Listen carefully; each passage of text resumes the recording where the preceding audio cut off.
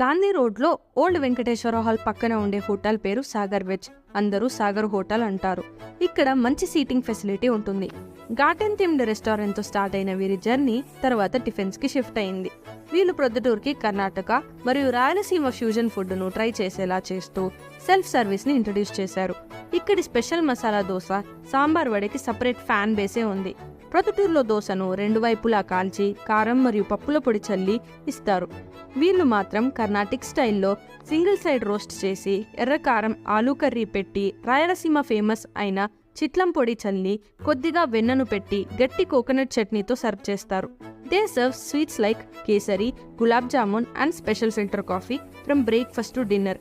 ఈ style of food సర్వింగ్ను Karnataka and హైదరాబాద్లో తాజా లాంటి కర్ణాటిక్ ఫుడ్ స్పాట్స్లోనే చూస్తారు. అంతేకాదండి, వీళ్ళ దగ్గర idli, upma, puri, uthappam and summer special అయిన కర్డ్ వడ కూడా